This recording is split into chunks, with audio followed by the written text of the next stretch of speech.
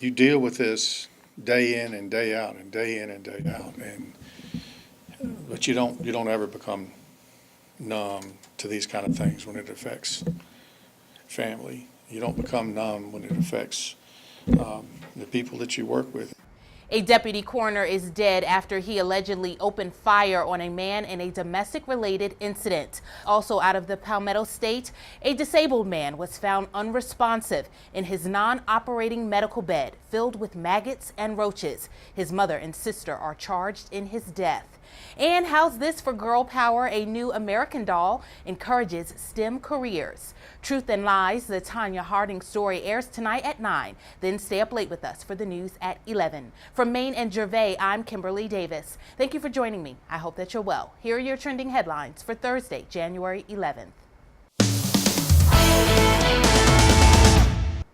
A bulletproof vest helped stop a bullet from entering into the chest of a litter control officer after a deputy coroner shot him multiple times and then tried to shoot a female acquaintance in what Richland County Sheriff Leon Lott is calling an attempted murder-suicide. Our Angela Rogers picks up the coverage. Leonard Bradley, the deputy coroner for Richland County, took his own life after a domestic dispute. Coroner Gary Watts and Sheriff Lott say they're working on healing their family after such a shock. Right now, we're hurting.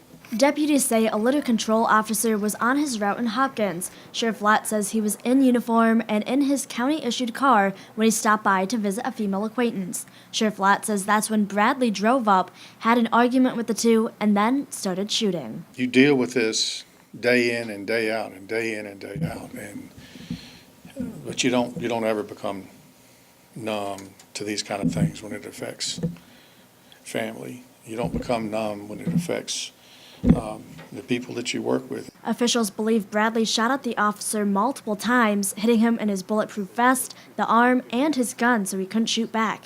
After that, officials say Bradley went after the woman, who was able to lock herself in the home. That's when Bradley walked out from the garage and turned the gun on himself. A lot of tears that's been shed since yesterday. There's anger, there's frustration, there's all kind of emotions that go through with this.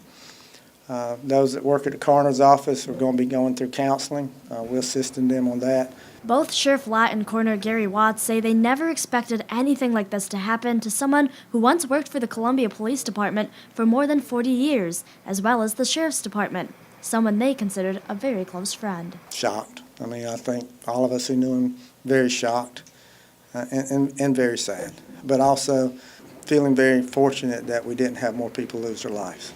Sheriff Lott says this is tough because it deals with both suicide and domestic violence, but he emphasized this was at no fault of either victim. Lott says Bradley was the aggressor and this was his doing.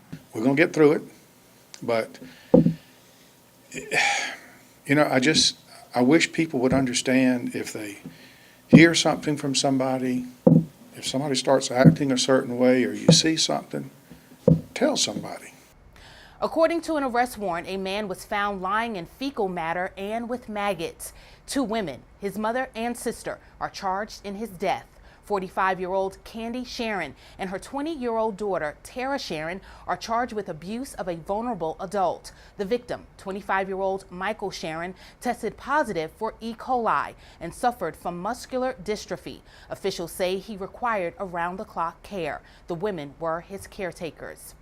The latest American Girl doll boldly goes where no other doll has gone before. Meet Luciana Vega, an 11-year-old Chilean American girl who dreams of being the first person to walk on Mars. She's American Girl's 2018 Girl of the Year.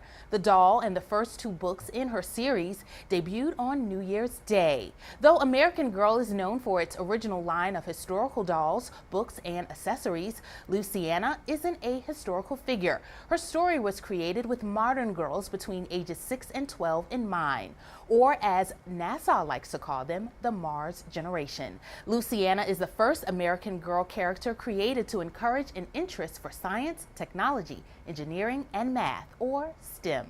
I'm Kimberlei Davis. Be kind to each other. I hope that you have a great Thursday, and thanks for watching.